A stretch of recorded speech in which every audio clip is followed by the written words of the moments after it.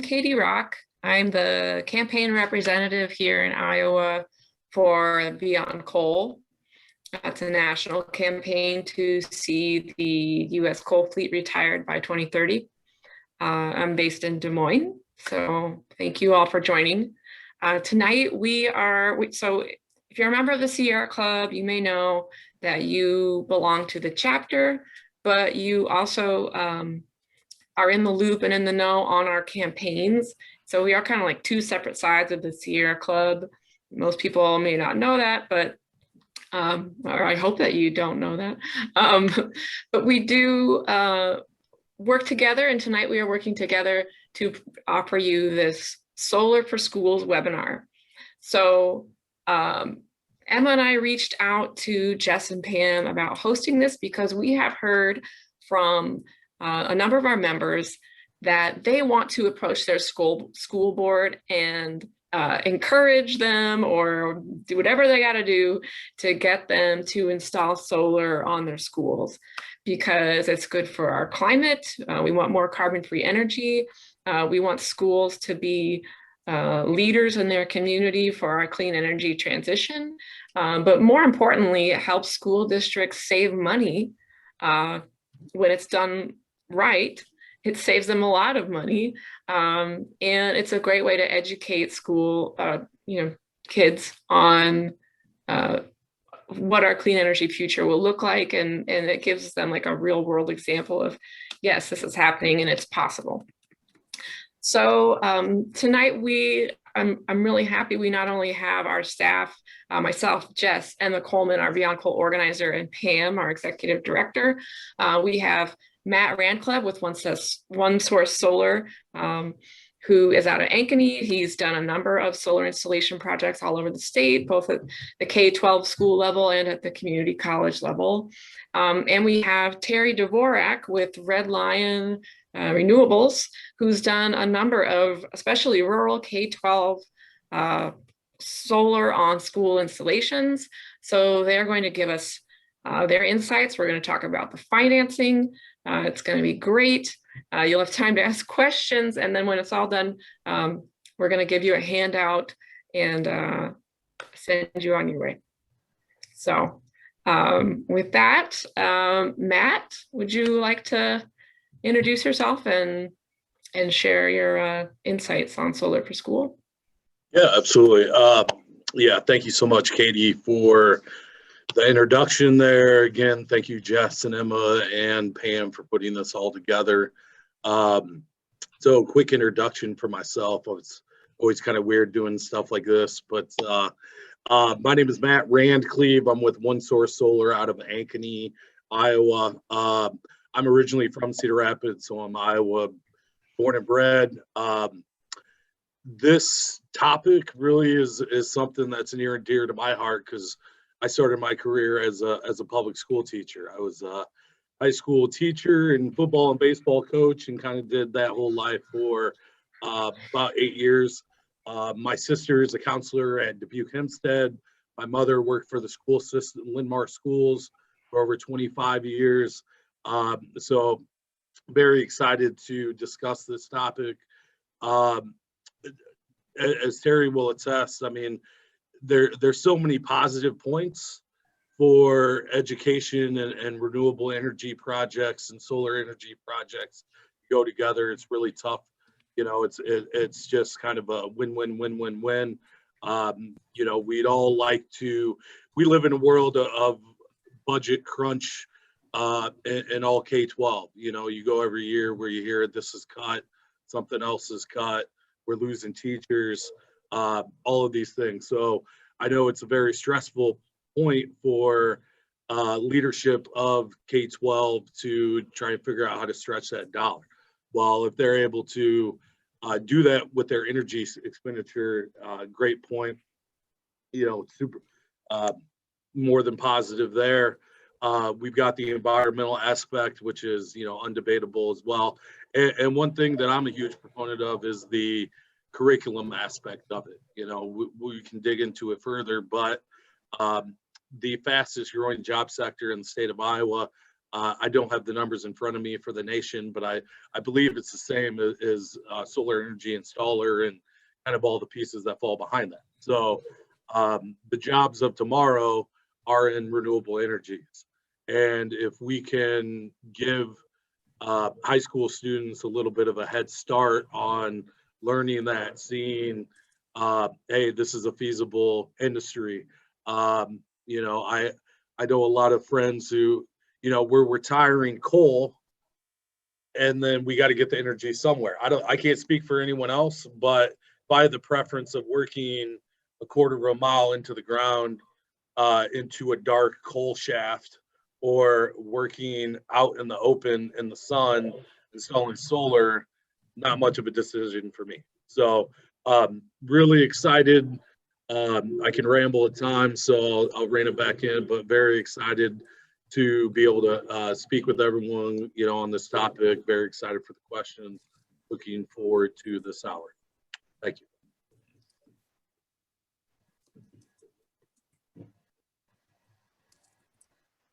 Thank you. Terry, do you want to introduce yourself also? Sure.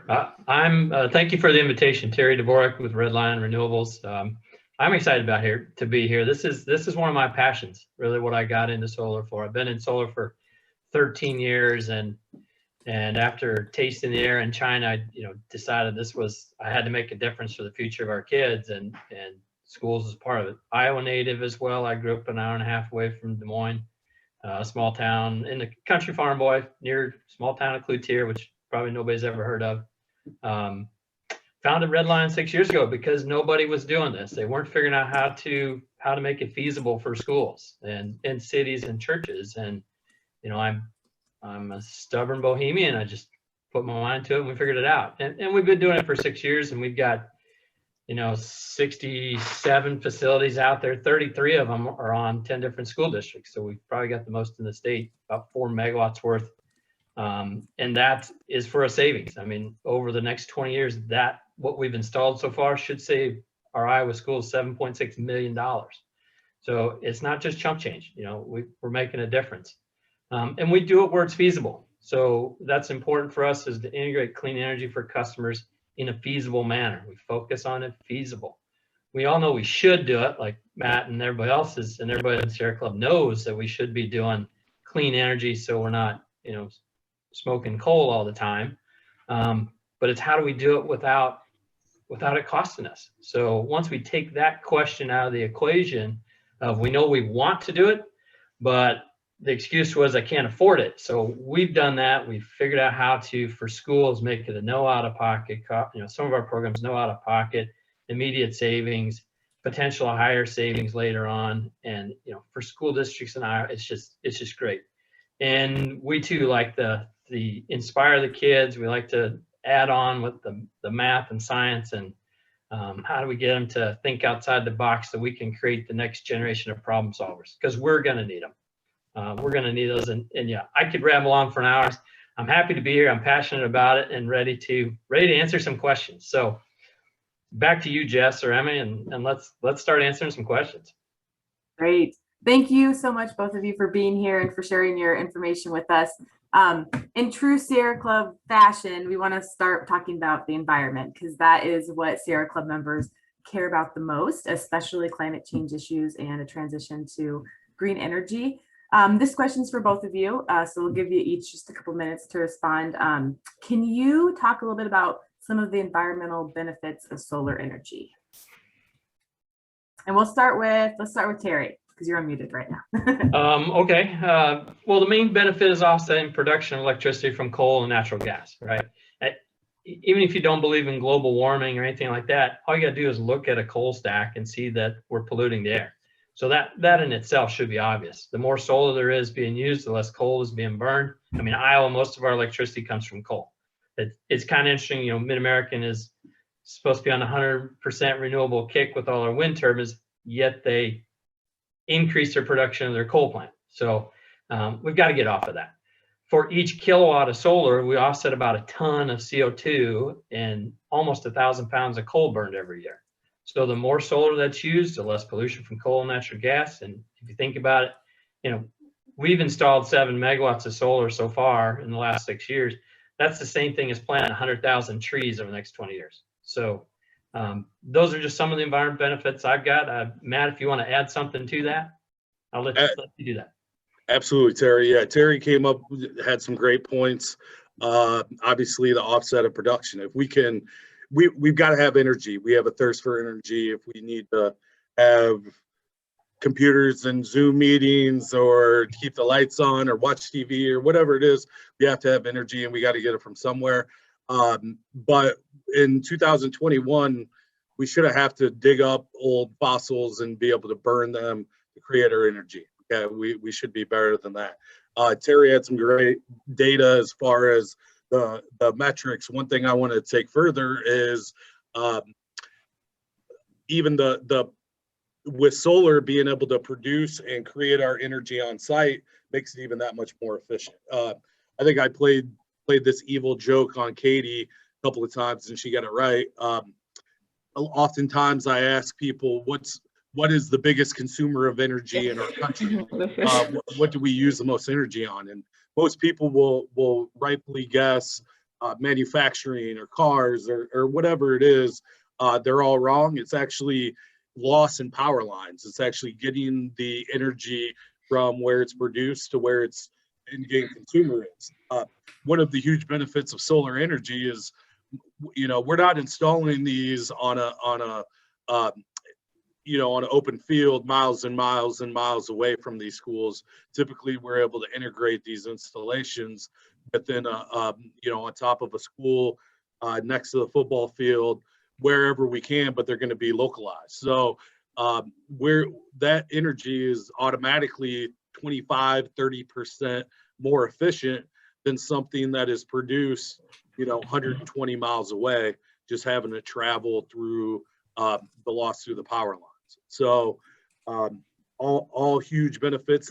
And the other thing, if we can install something once and we can gain power from it for the next 30, 40, 50 years, makes great sense instead of having to dig up coal in this one area and destroying the environment here. Well, used up all that, let's go find another area with coal and let's absolutely destroy that area. Well, that one's done.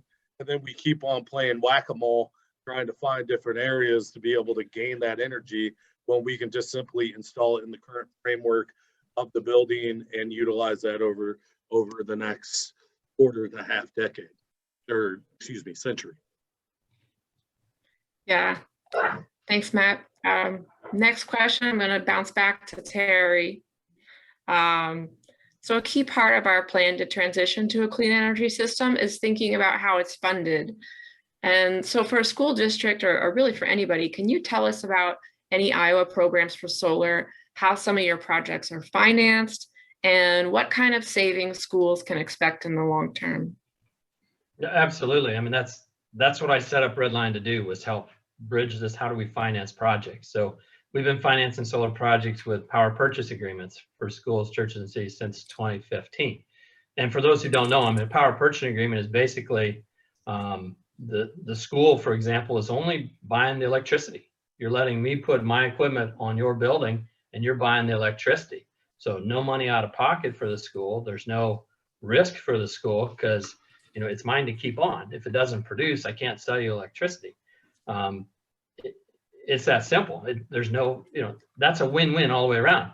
It's cool because for schools, then they can buy it later on if they want to, if they've got the budget. And with schools in Iowa, we've got two budgets. We've got a capital budget and an operating budget.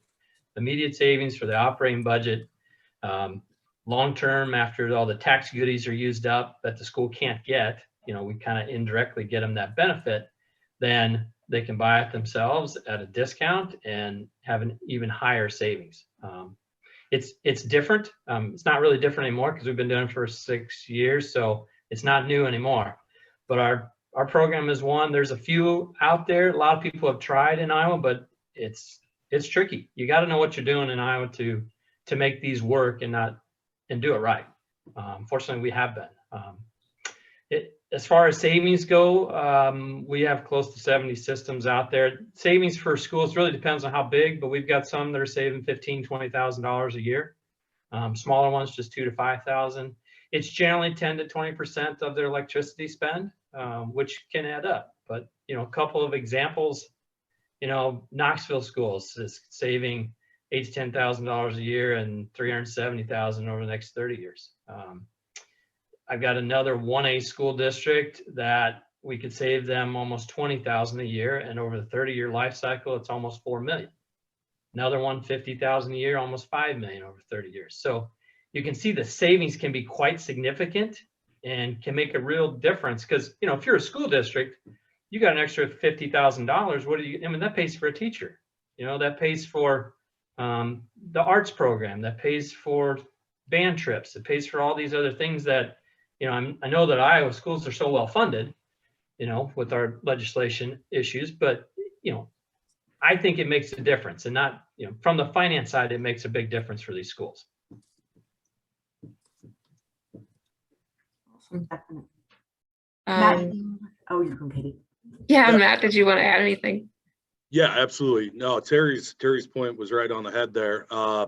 So for one well-known project that One Source Solar just completed was at North Iowa Area Community College.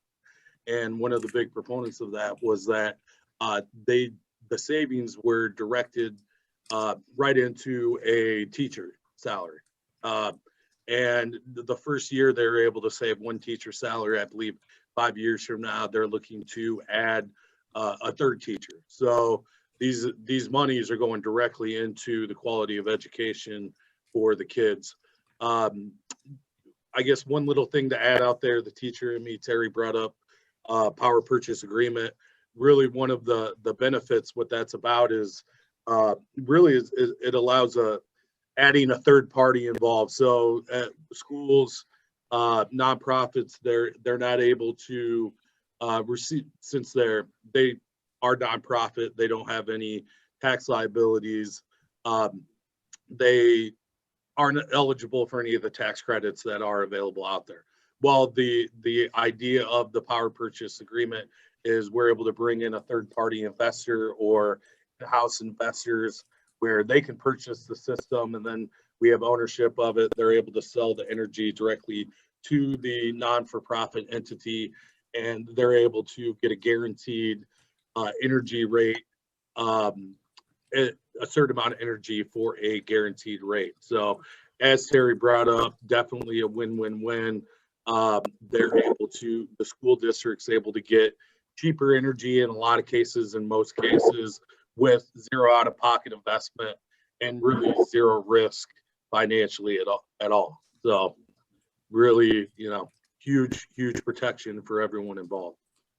Yeah, Matt brought up a good point there on the predictability. And we've got, obviously we've got systems out there almost 5 years old, and, you know, we got a small town in Lisbon, Iowa, that's, you know, population 2,500. And, you know, they've gone through over the last 5 years or 6 years, 5 rate increases of 10% or better, 4 out of the last 5 years. Well, with the solar power purchase agreement we've got, their increase goes up 2.5% a year. So since we offset 90% of their electricity spend, when the utility comes back with a 10% increase, it only affects them 1%. So it makes it budgeting more predictable, which, you know, is great for school districts and, you know, other nonprofits.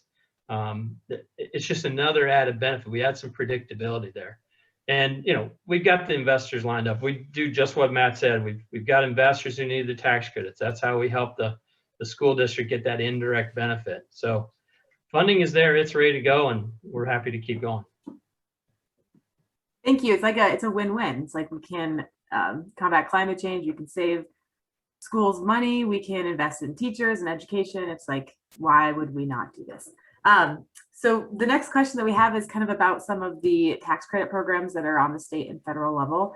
Tell us about the Iowa solar tax credit. And then we've also heard that the federal solar tax credit is going to be dropped. And like, what happens if that is dropped? And then we've gone with Terry first each time. Let's go with Matt first this time. Sure, absolutely. So as you brought up, the Iowa state tax credit is a pretty big, pretty hot button topic in the solar industry in the state of Iowa right now.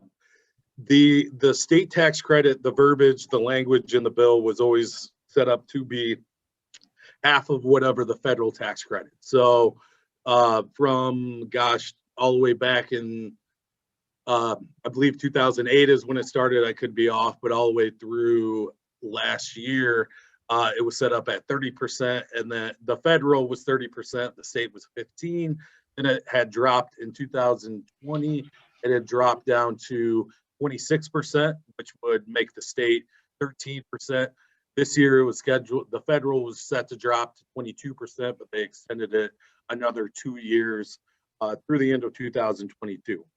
Well, Iowa's state tax credit was formed to be that 13% for any commercial or residential system, but when they only allocated $5.5 million per year for that bucket of money, if you will.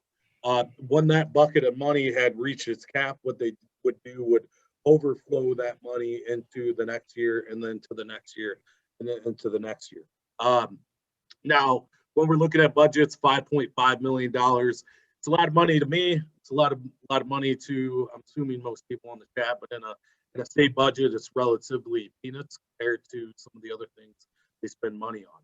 But that 5.5 million directly equated to, I believe it's close to 189, 190 thereabouts of direct economic development. So, you know, a pretty strong return on the state's money to invest 5.5 million and get 190 back. Well, the program was so popular that so many people had gotten involved, and it kept on pushing it down the road. Now we've reached a point where all of these state tax credit money has essentially been pushed through the last couple of years into this year's bucket is full, into next year's bucket is full, and then after that, they've essentially ended it. So multiple problems there. A, it's taken away a relatively extremely beneficial tax credit for people who want to go solar in the state of Iowa. The other problem was that there was people who signed up for solar in 2019, early 2020. When they signed up, they weren't aware essentially how far that had been pushed back, who might not be eligible for the tax credits because they weren't essentially given the restart or pushed back to the people who signed in that area. So there was a lot of people who signed up thinking that they were going to get a 13% tax credit because it was set up for that year, but the money had been used up for 3-4 years down the road. So it has created a lot of headaches, a lot of problems, and for something, you know, we feel has given such a positive return on investment. You know, if I can get, if I can get almost 20 times the amount on my money on my investment, I think I'm doing pretty good on that. So it's something we really question what's going on. We want to continue the fight to see if potentially down the road they can reenact it, but certainly something that is we're struggling with for and this was for the residential consumers, but for commercial consumers, it's something that's going to affect down the road as well. Thank you. Terry, you want to weigh in? Yeah, I mean, what it really means to us is that, you know, the state tax credit going away takes about 2 years of payback out. So if somebody was on the bubble of whether to go forward or not, you just lost 2 years of payback in general. The bigger thing that Matt didn't quite touch on is that federal tax credit, starting in 2024, the small projects are done. There is no tax credit for small projects, only large utility grade projects. So in all reality, we got a year and a half of taking advantage of the federal tax credit for any of our school projects or small projects or residential or whatever. You know, it's 26 now, it drops to 22 in a year and a half, and then it's 0 after that. So there is a sense of urgency if you want to try to take advantage of these tax credits for the schools in particular. We got to get started. A project takes 6 months from start to finish. From, you know, if I talk to a school board now, it takes a couple months to get approvals and contracting. It takes 4 months to get through all the permitting. The construction is like nothing. It's all the paperwork before and after. So you can't dilly-dally around. That's why the timing of this is good. We want to get started with these projects moving forward, so at least we can give some schools some opportunity to add solar. And I did see in one of the Q&A, yes, you can get solar for no out of pocket. That's what all the ones that we have dealt with is. So we're happy to go into that later, or you can contact me later on that. Thank you. And Emma, you're going to ask the next one? Yeah, thanks, Terry and Matt. Both great answers. So I know we're focusing on schools for this webinar, but we were wondering if you could share some examples of cities and municipality projects in Iowa, that the programs and like the programs available for them.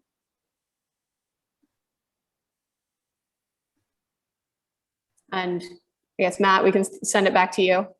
Sure, absolutely. Yeah, so there is my hometown. There's numerous projects in the city of Cedar Rapids. I believe the water department, there's about 5 or 6 different municipal projects there.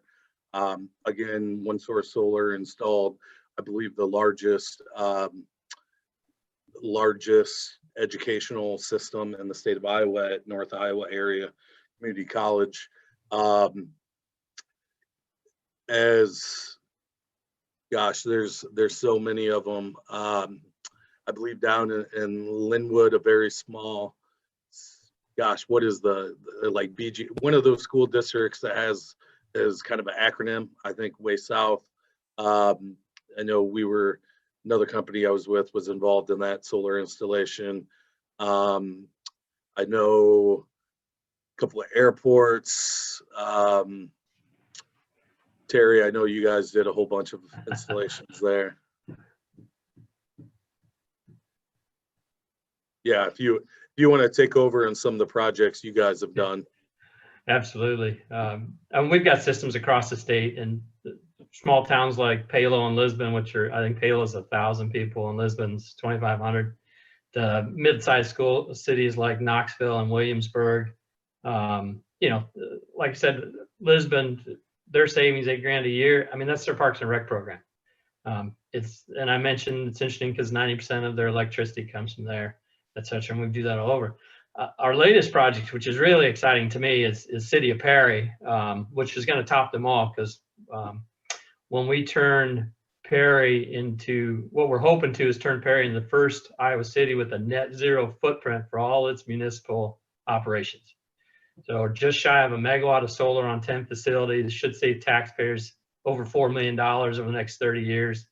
Includes some very high visible, including our Red Lion Solar Pavilion, along the bike paths, bike path covers, carports, rooftops, everything. You might even see some EV stations come to that one too. So combined with some RECs on a brownfield site, it looks like it's going to make the City of Perry a net zero electricity user for the city. It's city operations. So I give them kudos for that effort, and we're looking forward to doing that project.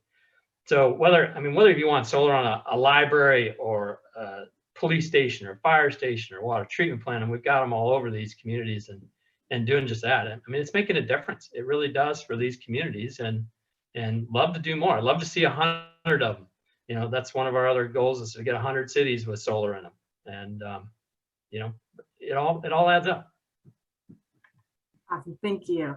So the next question, this is for both of you, especially because Terry, I know you have some really good examples of what you're doing, and then Matt, being a history teacher, former history teacher. The question is, you know, when we think about solar, we think a lot about, you know, combating climate change and saving money, but there's a lot of other ways that solar can be incorporated into our communities that provide other benefits, like shade in parking lots and incorporating prairie and pollinator plants, and even some educational opportunities for the students. So help us think outside of the box. What other things does this benefit? How does it benefit us in other ways? And Terry, why don't you start on that one? Well, you've touched on it. I mean, a win-win. We already know there's a win-win on the financial side and the environmental side, but especially when we get into schools, there's additional wins. So yes, wherever we're at, putting solar carports up adds shade protection, hail protection, weather protection, you know, et cetera, like that. And we all, especially if we've had little kids who, whenever it's raining, they're always the quickest to get buckled into that seatbelt, right? So I'm sure all the mothers out there of little kids, when it's raining, will love to be parking under those. And it uses an underutilized space. You know, rooftops are great because you can't do anything with it. You know, parking lots is another one. It's a space that we got to have for parking our vehicles. Now we can use it as an energy production as well without taking it away from parking vehicles. So that's one for those. Our ground mount arrays, and we're looking forward to planting pollinator species in shortgrass prairie with wildflowers and maybe even some milkweed for monarch habitats in our ground mount arrays. I mean, we're going to see some, hopefully this fall, we'll plant some here in north part of Des Moines at one of our churches, and you know, Knoxville schools, we're looking at that at the middle school, and you know, our Palo one is already growing well without having to do any planting, and it's amazing to see the transformation there. So those are a couple things. And then education wise, I mean, I mentioned that's kind of our passion. You know, we're working on curriculums with our schools, and we actually share our fleet information. You know, Jess, you and I were talking, I don't know if you want me to share that or whatever, but yeah, please do show us. That was cool. Yeah, let's see if I can figure out how to do that again. So if I share my screen, and we're going to go to this. So I mean, this is what I share with our school districts. This is our fleet of, I'm going to try and bear with me a little bit. Hopefully I can do this right. I'm not a technical guy, but so all these little pins, these are systems we have across the country. Obviously we're focused here in Iowa, but I share this with our school kids so that they can, you know, if you're in Sigourney, at Sigourney schools, you got 3 systems of your own that you can look at, you know, and we can get into the data. But you could be talking to a school district over in Fort Madison, or over in, you could talk to Notre Dame down in Burlington, or you could talk to Knoxville schools up in Knoxville. And you could be looking at this information on what's going on at City Hall. So I can look at information, or the kids can, and they can see, now I forget which one we were looking at, but I can see that thunderstorm rolled through yesterday. You know, it'll come up very apparent on what happened to me. So then when you throw this to a kid and say, hey, what the heck's going on with this weird curve? And of course we'll have lagging, of course, but I mean, you can see here, we saw this dip. Well, if you're here in central Iowa, this is when that thunderstorm rolled through. So you got to see that, and you saw we had a light patch, and then we got some more. So if I take this to a science program, if I'm the science teacher, I go, huh, this doesn't look like a regular curve. What do you suppose happened here? And now you got something cool to generate their you know, get those little minds rolling and trying to learn how to solve problems.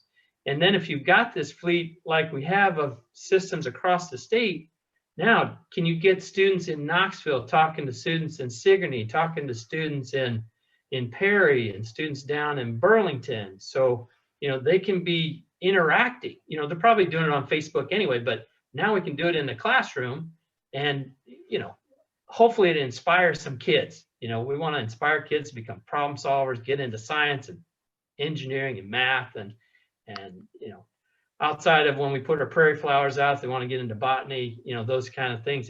It's just, it's something I get excited about, if you can't tell.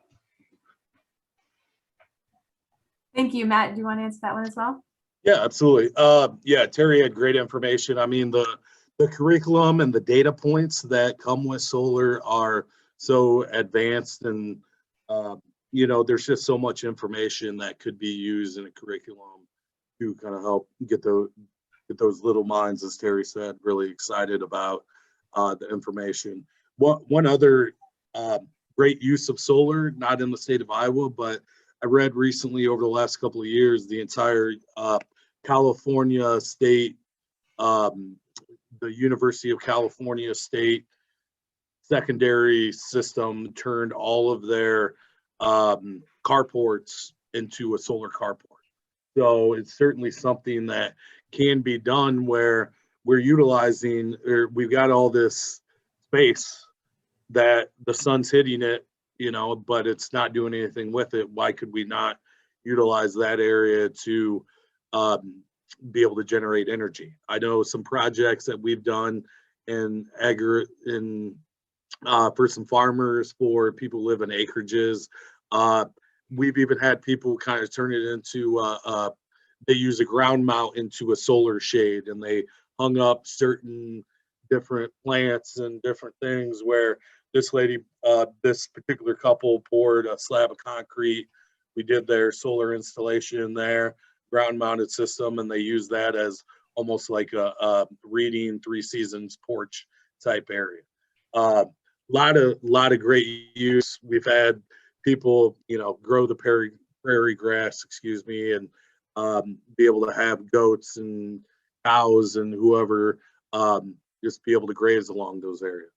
So it's very user friendly wherever anyone wants to install it, but it's also very flexible to the point where we have these open spaces that aren't being utilized that we can put solar on, and then we're able to generate energy from that area, if you will. So that was a good point. If I could share my screen there a little bit, I got another, brought up an idea. I don't know if you can see these pictures here.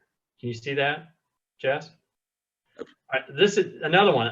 We can make outdoor classes. This is down at Central College, and we put this pergola in. So you see that this is an outdoor space. So if you're a teacher, okay, this is great for getting your kids outside. Maybe it's for, you know, you're going to reward them to do a class outside, or maybe it's that counselor that needs to take a kid out there on a one-on-one session, you know, and get them away in some privacy. But, you know, more underutilized space. They actually, when we put this up, before we had it done, we had a long list of you know, they were scheduling out when the teachers could take their class out there. So, you know, that's another opportunity for using something a little bit different, thinking outside the box, and creating some more win-win. So let's create some more classroom space outside. Awesome. Thank you for sharing both of those ideas. I know I definitely could have used like a rain shelter the other day to pull under. That would have been great. So our next question, and I think last one for you guys, is we were wondering if you've ever experienced any pushback from utilities like Alliant or Mid-American when you try to install solar on a school. And Terry, I can just hand that back to you since you're going to All right. Obviously, we've done a lot, and we've dealt with a lot of different utilities, as Matt has too. But so yes and no. On a project-specific basis, we've had some attempts when we did City of Knoxville and Knoxville Schools. Mid-Am came down to the school board meeting and the city council meeting, and really just stuck the foot in their mouth. You know, Davenport Schools tried to do an RFP several years ago. There's politics involved, and I suppose it's being recorded. I'll probably put a target on my back, but you know, if I don't already. The biggest thing that we see pushback is in the legislative side, and you know, utilities have a lot of lobbying clout, you know, especially in Iowa. And you know, Matt mentioned the you know, 7-to-1 or 12-to-1 or whatever win ratio. I no longer go down to the Capitol just to be at the Capitol, because it just takes years off my life. Because, you know, part of that reason that tax credit is not being pushed through is you've got a lobby doesn't want it there. Now, utility, and that's just the two big ones. Now, most of the, you know, SIPCO's putting large solar arrays in. The utilities aren't against solar. You know, Mid-Am and Alliant, I mean, they just want to own it themselves. I mean, they're guaranteed 11% return on whatever they sell. So if I take a megawatt of solar on, that's a megawatt of less power they get to sell. So that's why they want to keep it for themselves. SIPCO is doing the same thing. They've got some large solar arrays out there, so they're not against solar. Now, when we get down to the RECs and the munis, it's hit or miss. Most of those, you know, they're working for their communities. They're not working for shareholders. So, you you know, most of them are very cooperative. They want to make sure that they're not giving benefits to the solar customer that's hurting the non-solar customer. But most of them are doing well. I mean, you're going to see more and more net metering opportunities. Linn County REC does net metering. They'd love it. They want more solar out there. You know, there's some others that do net metering to a certain point. So by far, we have more cooperation with utilities than we're not. But there's a few, and it's really more political than anything. So if you want to see some change, it's really in the politics. And you know, I don't have the stomach to lose. I've already lost most of my hair, so you know, I can't lose the 3 that I got left every time I go down to the Capitol. Yes. Awesome. Yeah, Matt, you want to speak to that a little bit? Yeah, I get a few more hairs than Terry, but I think I'm a few years younger than him. So you know, I get a ways to go, and he's 100%. You know, we get into this type of stuff to really help the environment, help the world do right. But oftentimes you kind of have to dig in the mud a little bit to accomplish that goal. Terry's 100% correct, where a lot of the pushback we get is on that political side. I don't know if anyone remembers the ads last year of there was a Erie third party running anti-solar ads on the TV stations, trying to say if you have solar actually raises the cost for everyone else. And I believe it took a reporter like probably 10 minutes, but maybe a couple of days to track that to Mid-American essentially. So, you know, when we're dealing with extremely powerful entities, you're dealing with Mid-American and you're dealing with Lion Energy. I mean, Mid-American back to Warren Buffett. So these are huge, very powerful entities that have a lot of money at stake. And here you hit it on the head. I want to really amplify that.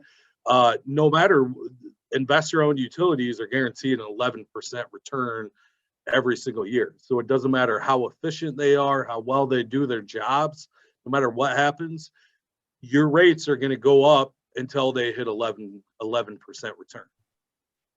So, you know, very few businesses operate like that. One of my biggest, and again, utility companies, the 2 big ones, the investor-owned ones, they're not anti-solar. They see the benefits of being able to install there's a huge solar farm going up in Palo, Iowa. They're all about installing solar. They just want to be the ones who own it, so then they can continuously sell you month after month after month that electricity.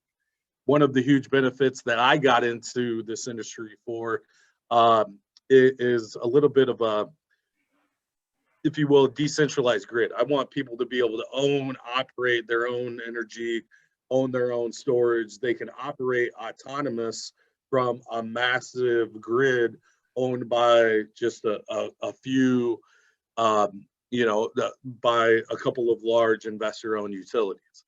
So as far as that pushback goes, they work with us, and I've got a lot of friends, and more so Alliant than Mid-American. A very good friend of mine's a very key player in the solar industry, but at the same time, you know, they don't want to give away too much, because as Terry said, if there's a megawatt installation of solar, well, that's 1 megawatt that they don't get to own and sell back to you.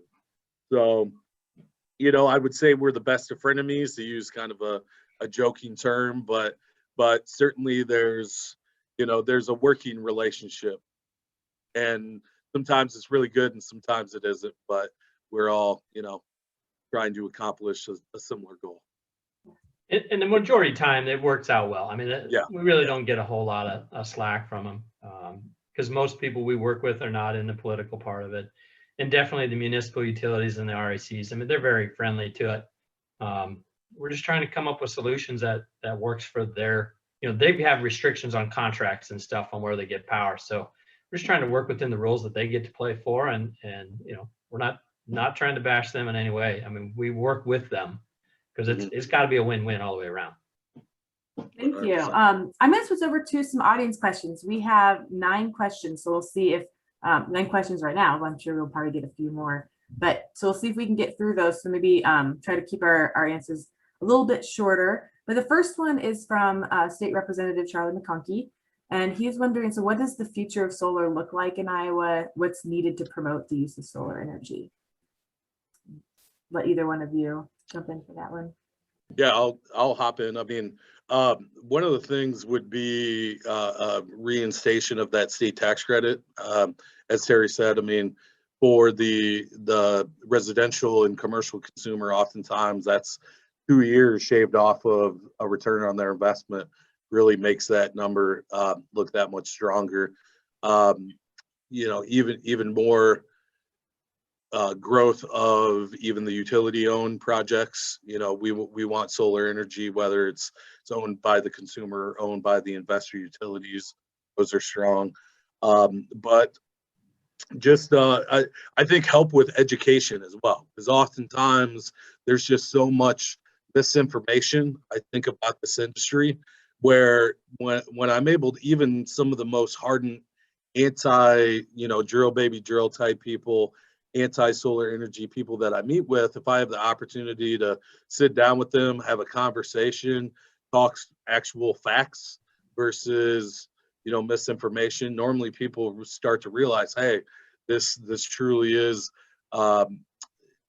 beneficial, not only on the environmental side, but on a multitude of factors. So really just the growth of the education, the growth of the information out there, to realize, hey, this is definitely going to help the state of Iowa. And really, you know, if we want to have clean air, you know, if we don't want our air to taste like China's air tastes, as Terry said, you know, we want to have, I like to fish, I like to, you know, go swimming, like to do all, if we want our kids or our grandkids to be able to have those same fresh water and breathable air, we're going to have to do things like this.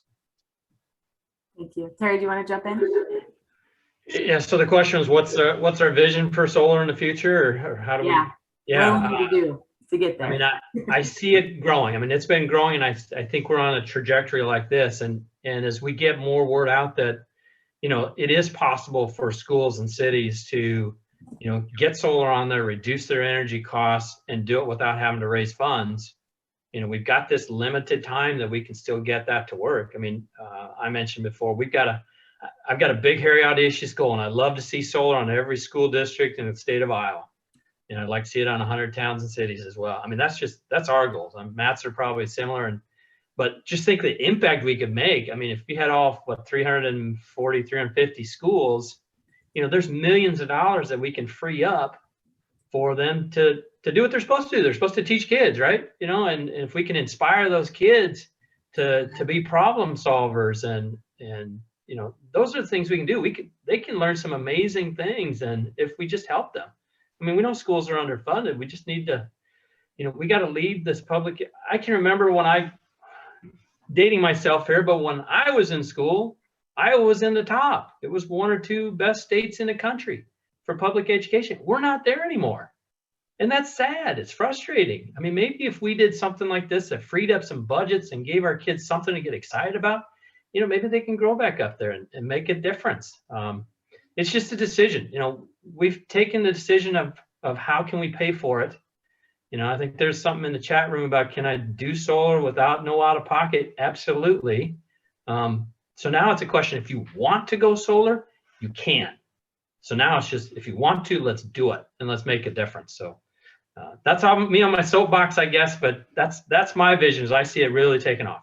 Yeah. So thinking about that, what you're saying, commenting on this question about we can get it for out of pocket or for no out of pocket. So what do we need to do that? Just get a hold of us. I mean, we've been doing it. That's what our business is. I mean, we've got investors and banks and all that lined up to do it. We do it every day. So, you know, you can go to our website, redlionrenewables.com. My contact information is there.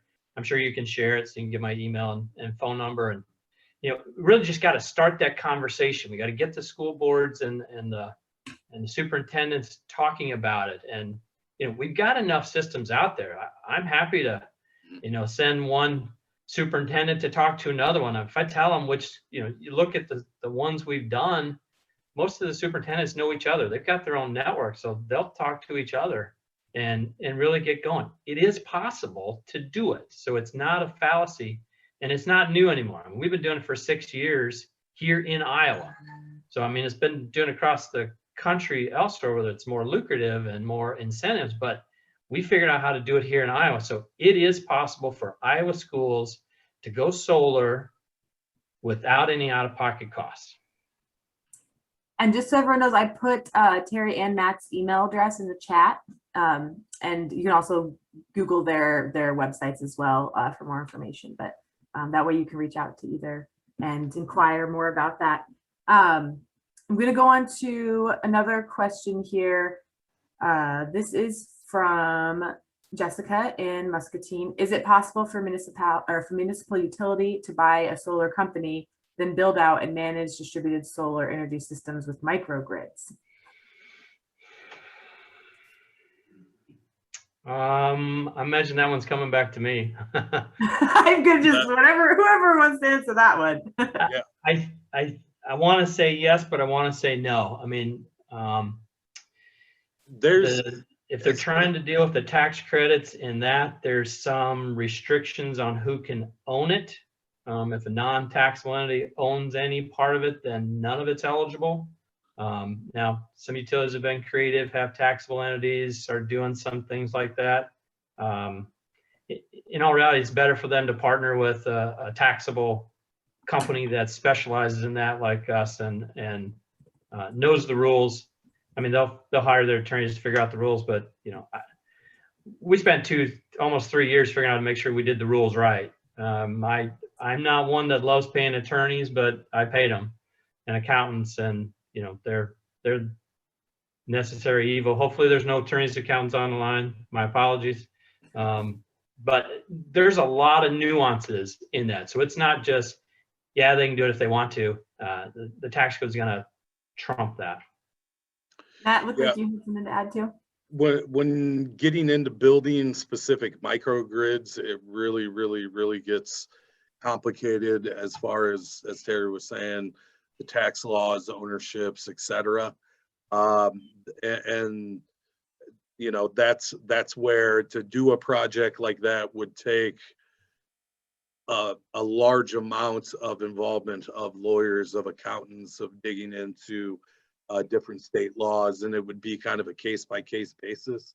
So one of those deals, saying yes or no, or giving a affirmative or negative answer on video without really digging into all the details, I'd be kind of hard pressed to give a yes or no.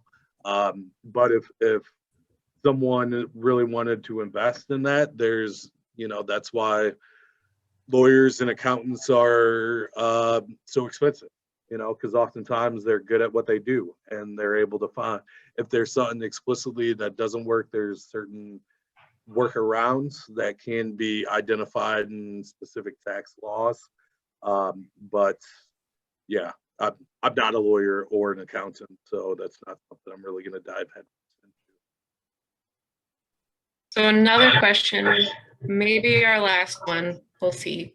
But since you know the landscape so well on how schools can approach this, what do you think is the best approach right now for approaching a school board to go solar?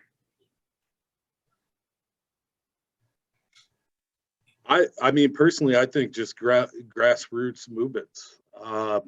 You know, school boards are at their core, you know, they're still elected by a constituent, you know, and they're still, you know, working for a local community. And if a community was loud enough in their voice, stating that they wanted this, and this is something that you know, that parents and community members of each individual school really wants. I mean, you can write to school board members, text, email, call.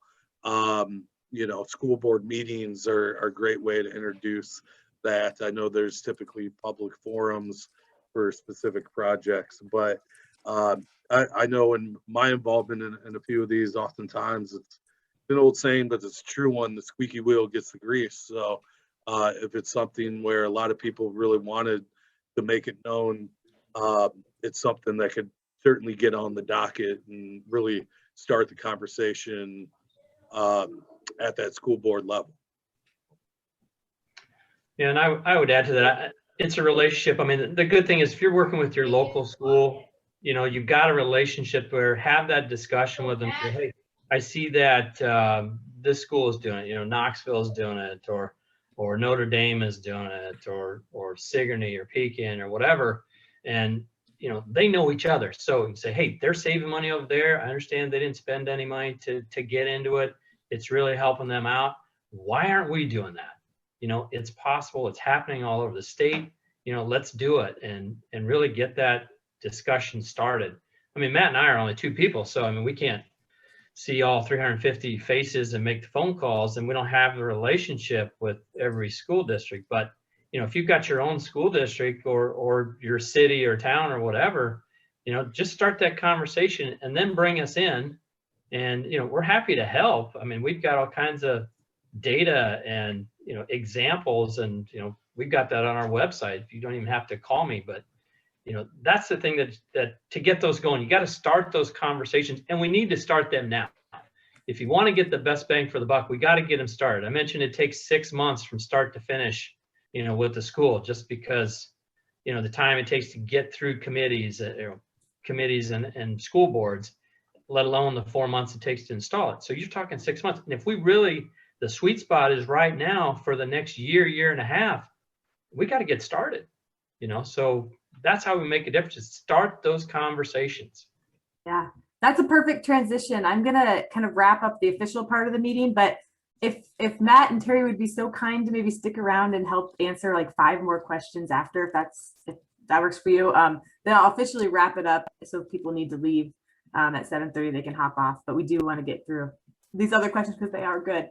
But that is a good transition to what we want to do as the next step for an action. Is we want to, like Terry said, we can't reach out to all the school districts or all the city councils or fire departments or whatever. That's just not realistic that a couple people can do that. But we want to have everyone that's on this webinar reach out to their school district, at least the school district, and go beyond if you have time. We're going to send out a 1-pager that kind of reviews what we talked about today. I think we may even have some materials from Terry and Matt as well.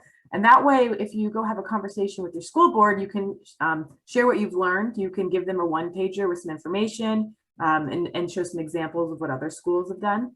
So if you are able to talk to your school board and you feel like there was some interest there, we would really love to know that, so we can kind of start figuring out what school districts in the state are interested in installing solar and going this direction. So after the webinar, probably tomorrow or Friday, you'll receive a follow-up email with a 1-pager, and just reply to that if you get a good response, and then we'll be able to kind of take that information, see what we can do with it. Like if we can install more solar in schools. So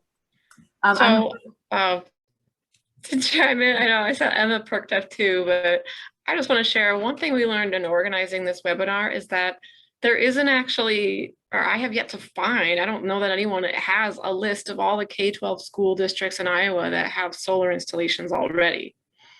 I don't think anyone is actually tracking that. So that's something that we may explore, because wouldn't that be exciting to track and see the progress? And also, not on our webinar today, but the Iowa School Financial Information Systems, on their website, this will be on the 1-pager as well. They have staff and resources to help get specific questions answered for your school district on the finances. So they're a huge resource. We haven't talked about them tonight, but they are out there. Thank you. So I'm gonna wrap us up, but if you do want to stick around for these last few questions, please do. But Terry and Matt, thank you so much. Thank you for sharing this information with us and for going down this endeavor of helping make sure that Iowa has a clean energy future. And we're really excited to hear all the different ways that we can think about how we utilize solar. It's not just to save money and to produce clean energy, but it's educational, and it helps our teachers, and it can provide shade in a really hot asphalt parking lot. Like, I do not like walking in those parking lots on an August day in Iowa. So thank you very much. And thank you everyone for attending this webinar. And we'll say that we are officially done, but we do want to just answer a few more questions. So thank you very much and have a good evening.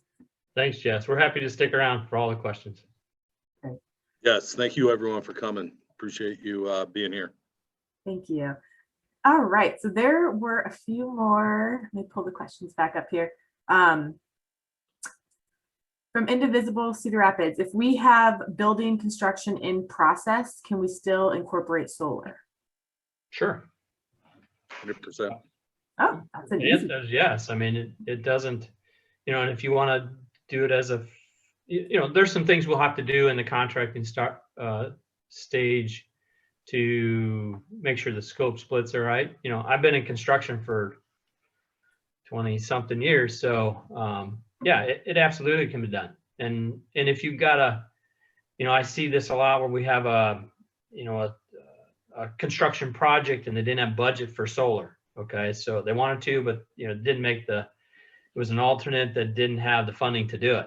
Well, we can still do the power purchase agreement fund that piece of the project so that they can get solar on there and get it done during the construction.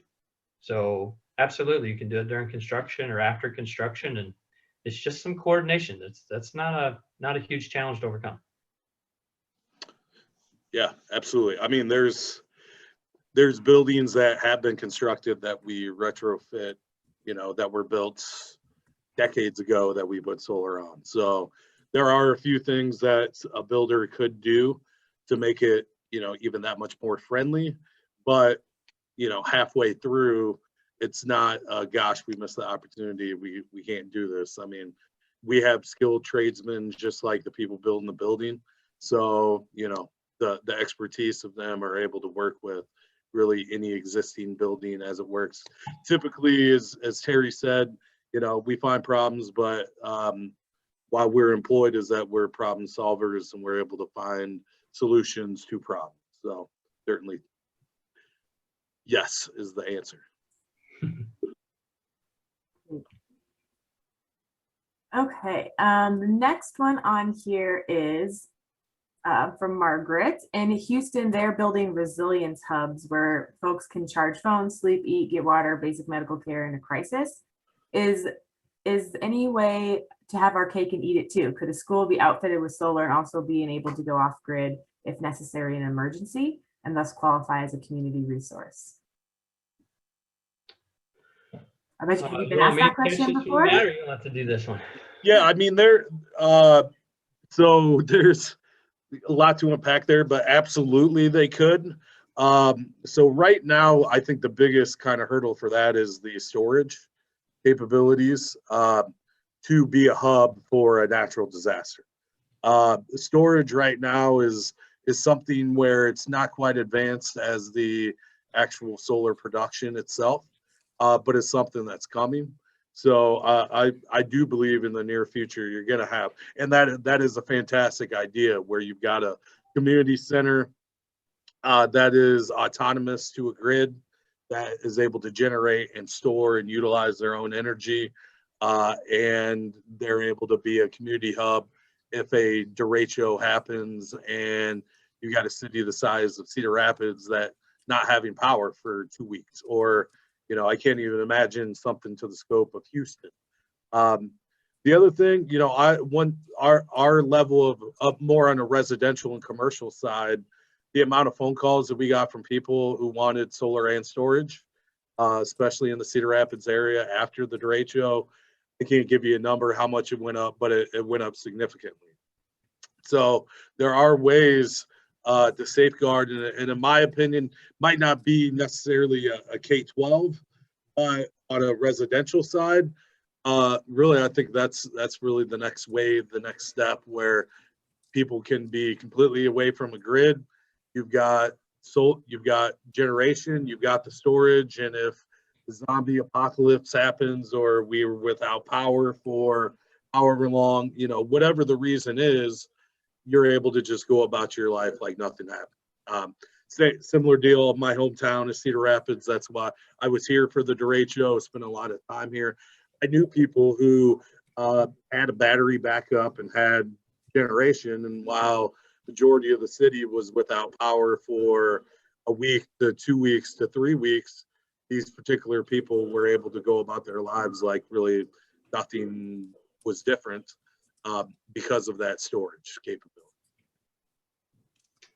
I could add there that, yeah, I mean, it's possible. It's a great idea.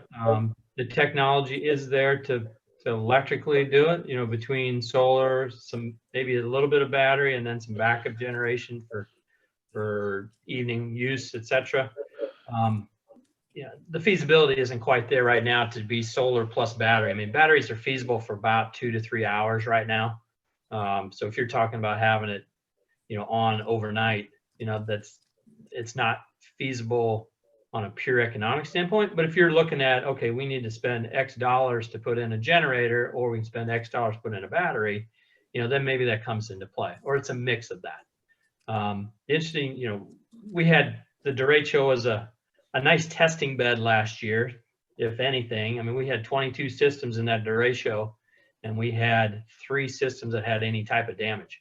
So one of them over in Palo was a ground mount array, got pretty good wind. I had 1 panel out of 600 that was damaged. I had a system in Knoxville that took kind of accordion 40 of them up on the back of 200, and then 50 yards away, it didn't touch it. And then of course the one on the leading edge of west part of Cedar Rapids, 140 mile an hour wind, did about a third of the damage, but the solar panels probably kept the roof on the building because of the added structure. So, you know, people talk about roofs and going off tangent here, but you know, they're made for 110 mile an hour wind, and yeah, nothing. I mean, the 140 mile an hour wind is tough. And if you looked at Cedar Rapids, we saw it. I had the one that I had solar, kept the roof on. The next building over didn't have solar, demolished the roof. So I think solar actually helps the roofs. But yeah, great question. The technology is there. It's a question of it's feasible. Very interesting. Thank you. Okay, here we have one from Mike in Iowa City. So he was elected as Johnson County Board of Supervisor in 2014 and did 6 solar projects in those 4 years that he was in office. 4 were using third-party PPA and were outright purchase. He made a presentation to the Iowa City School District to get them on board because they wanted taxpayers to pay their utility bill. They brought up something called Dillon's Rule to say they couldn't do it. What is Dillon's Rule, and how does that apply to schools getting solar? Are you familiar with that? I'm not familiar with Dillon's Rule. I mean, I think if I Googled it, it's about a city government doing something that's out of their scope. That's not something that a government's supposed to do, but I'm really not sure exactly what Dillon's Rule is. I do know that yes, cities and schools can do power purchase agreements in Iowa. There was a Supreme Court case in Iowa that paved the rule to make sure, yes, that is eligible.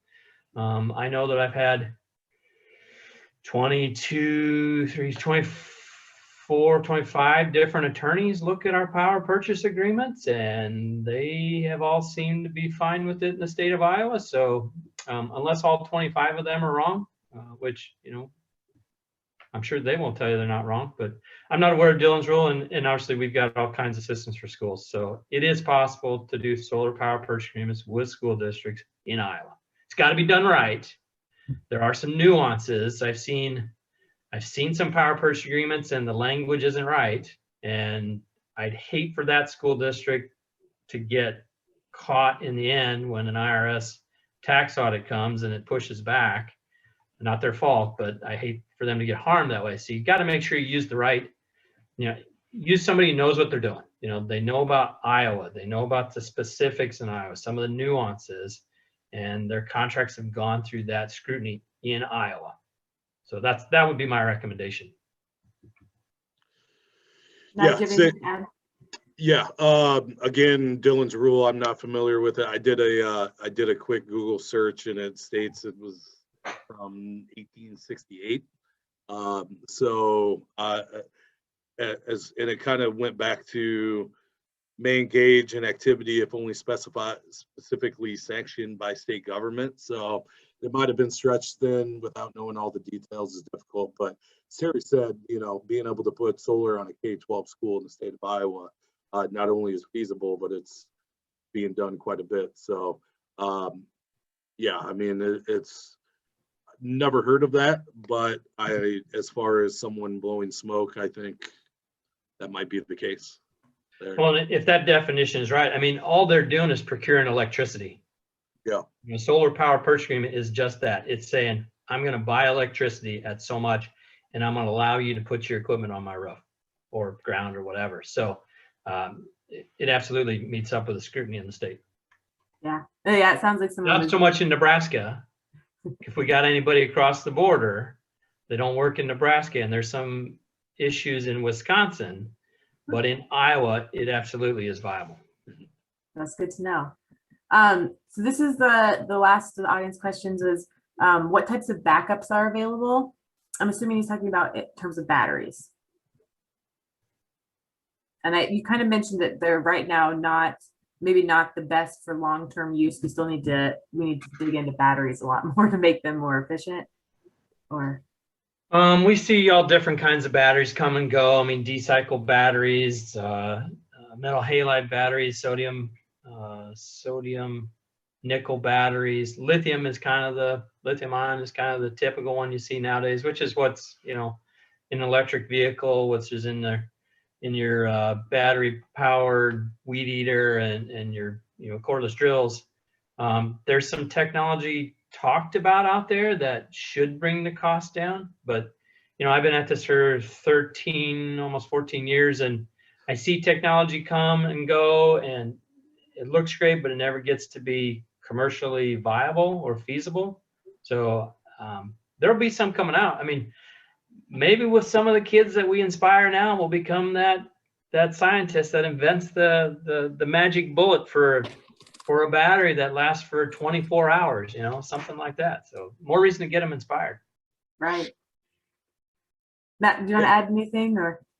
Absolutely. Yeah. So to be 100% reliant upon a battery is definitely a stretch. Having a combination of generators with batteries is definitely a great tool for someone who wants to be 100% off grid. But I do believe over the next, it's tough to say however many years, but I think in the near future, we could be at a point where coupling of batteries as well as solar and storage could be something feasible for a residential customer. Essentially, that's my goal. I'd love to get to the point where you could have a brand new sub-development in a neighborhood in Des Moines or Cedar Rapids that is building houses that are zero net with generation as well as batteries, and they wouldn't even need any kind of connection from an Alliance or a Mid-American or any kind of utility company. I think that would be certainly a good goal to shoot for this industry.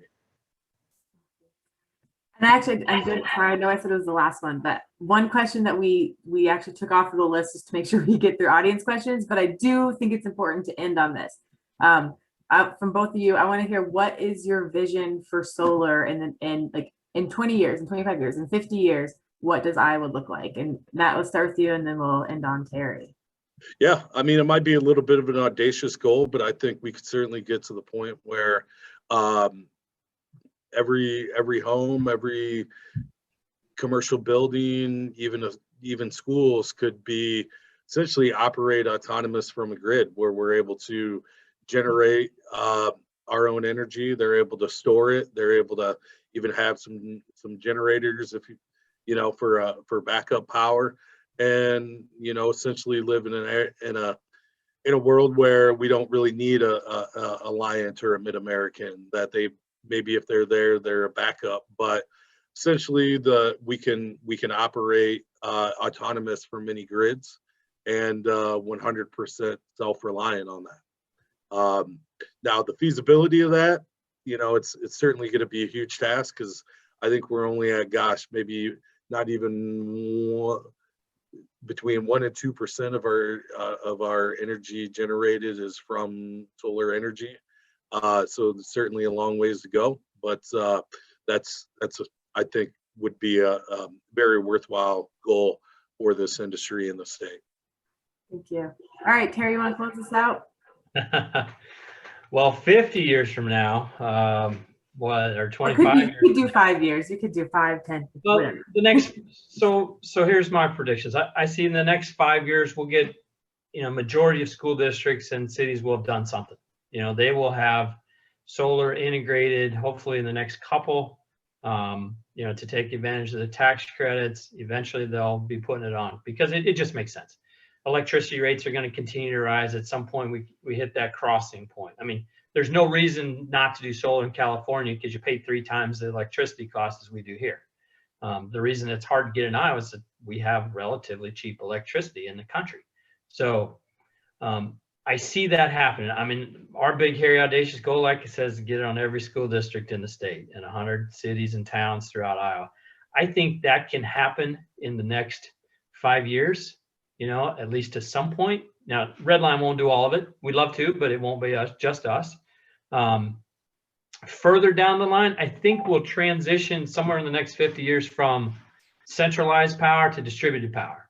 I think the utilities will get on board because consumers are going to go more solar and hydrogen and these other systems that are out there, these combo systems. Some new technologies will come up, and utilities will be more of grid managers as opposed to generators. So, if you got solar on your house that's generating more than you need, they're going to manage where it goes to the next house. So I think we'll see that transition in the next, it's probably going to be 50 years from now, but that'll be the eventual transition. And that will be a more efficient system because we won't have all those line losses that Matt mentioned before, from all these centralized. And they got to get, we're already seeing it. Coal plants are being, solar is cheaper long-term energy than coal is right now. You're not going to see new coal plants put in.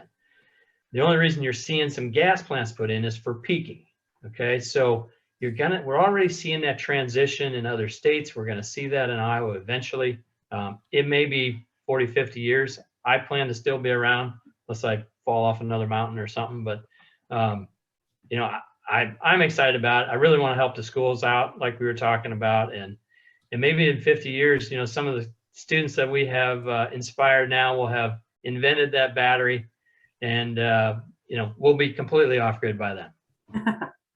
And one little thing to add from that, there's a great book that I found. If anyone does have interest in, I brought up, Terry had highlighted on it, what's called distributed generation or a decentralized grid. There's a book called Grid from Randklev, AKKE, that really dives into our U.S. power grid, kind of where it's at, kind of the problems with having a centralized grid that was built almost a century ago. So if someone really wanted to dig into that, that is some excellent reading. Might keep you up at night a little bit, but there's a lot of great information in there as well. So. Could you put the name of that book in the chat? Because it kind of cut out when you were saying that. I think people might be interested. Absolutely. All right. Well, thank you so much, everybody, for joining us again. And thank you for sticking around for a little extra time to answer some of those questions. And I hope you learned a lot on this webinar, and I hope you're able to take that information from here and go visit with your school board members or your superintendent or whoever it is that you think is the right person to talk to, and report that back to us if you feel like they were interested. And then we can start to build that vision that we have for a clean energy future. So thank you so much. Thank you, Terry. Thank you, Matt. Thank you, Emma, Katie, Pam, and everyone who